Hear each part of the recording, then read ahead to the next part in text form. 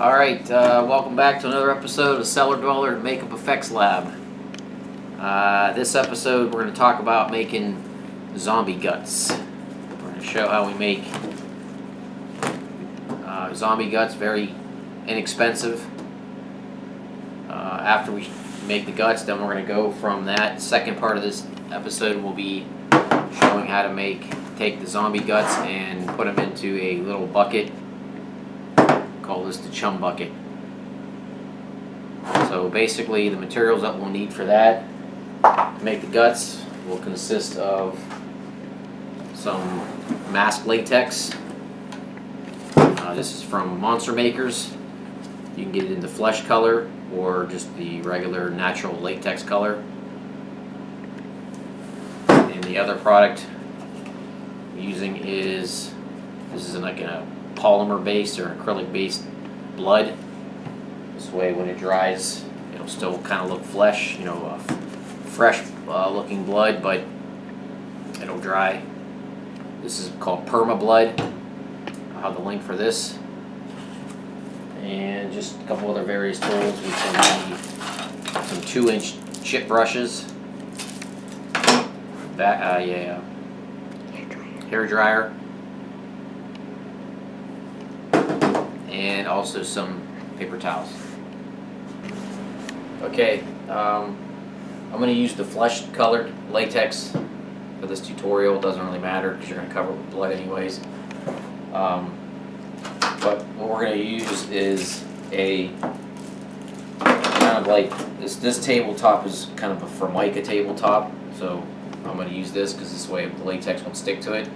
But you can use anything, a piece of plastic, even concrete to do this.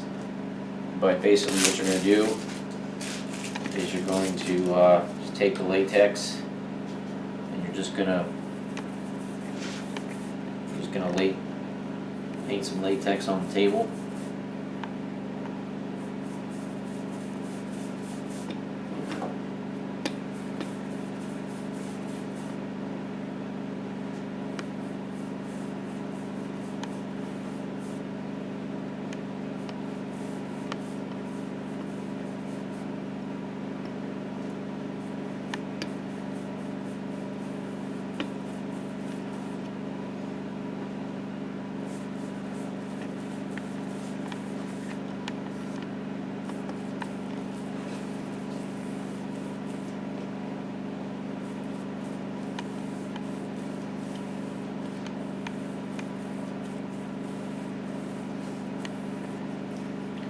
Then take your hair dryer.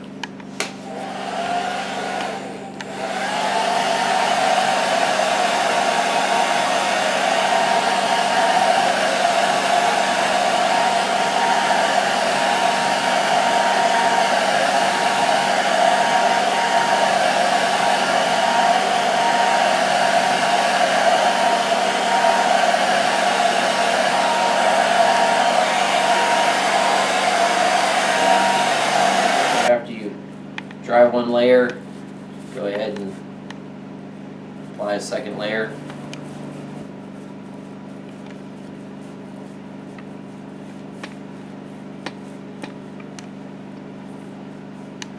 Well, we're going to try something a little different. I'm going to add this next layer.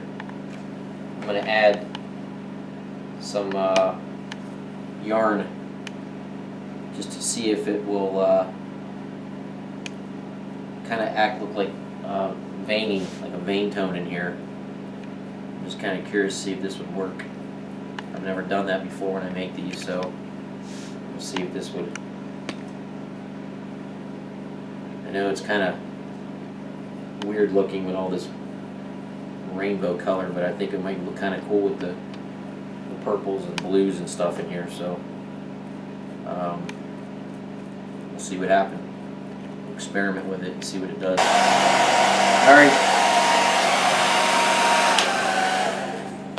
Alright, so this is layer number 3. I went ahead and added the veining, so then we'll go ahead and continue.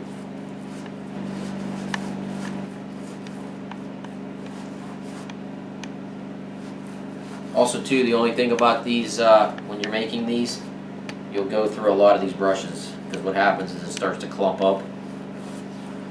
So you'll probably go through, I don't know, 3 or 4 brushes probably if you make quite a few of these.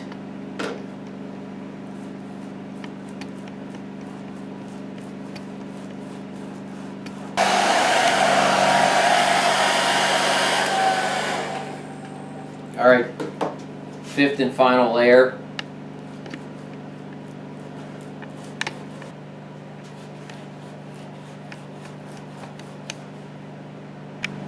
Okay, now what I've done is I've taken paper towels and I've rolled it out to about the length of this.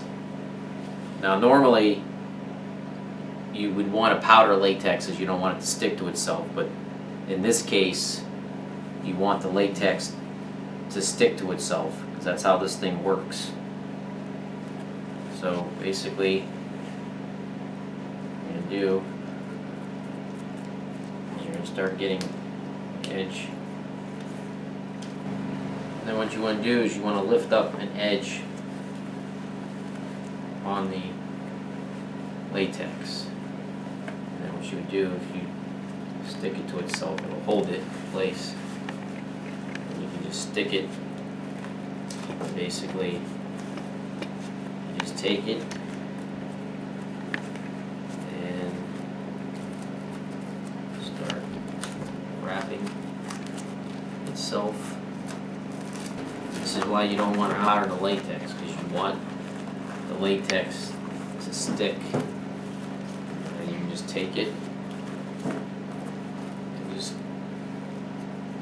have that exposed, just kind of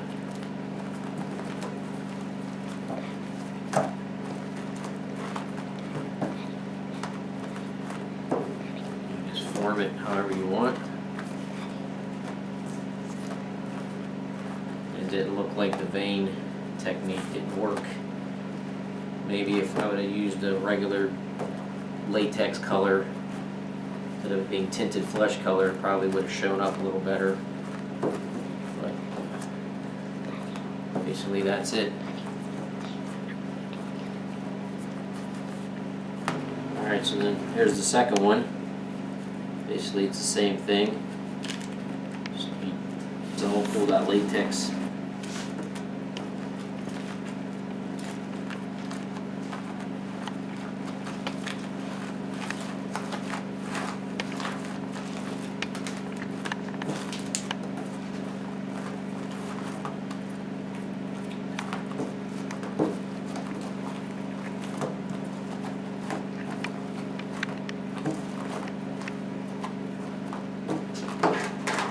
Go.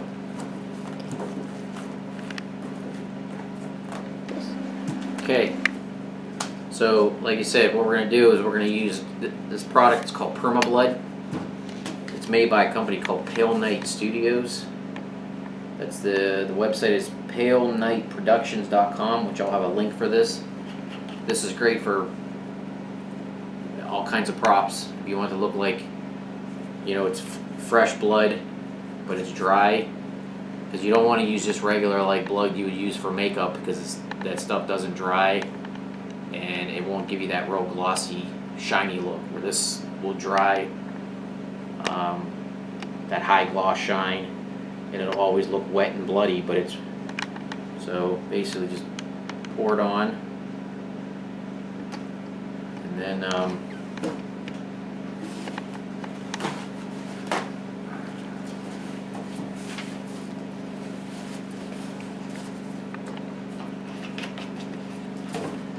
usually I like to just be quick and dirty with it. You see how that brings it to life?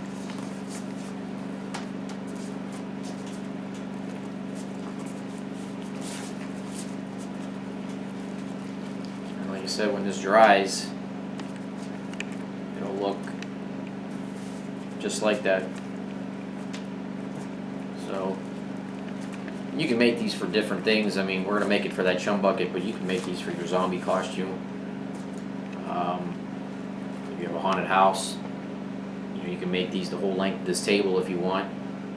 You can hang these in hallways or whatever. People, you know, your patrons are walking through this or whatever. You can make it so they can have to walk through these guts or whatever. And they're, you know, inexpensive. Basically, it was just some latex and paper towels. The most expensive thing is going to be, you know, buying the latex and buying perma-blood. Perma-blood's probably going to be the most expensive thing out of all of them, but it lasts a long time, and it, you know, really adds the effect. Because, and then what you can do too, if you want, before you put the blood on, if you want, you can get some alcohol-based airbrush makeup and airbrush some vein tones. You know, some veinings in there if you want some vein tones, and just do stuff like that, or just add a little bit more color before if you want. But you know, it just depends on what look you're looking for. So what we're gonna do is we're gonna let this dry, and the next video will be making the chum bucket. All right, see you then.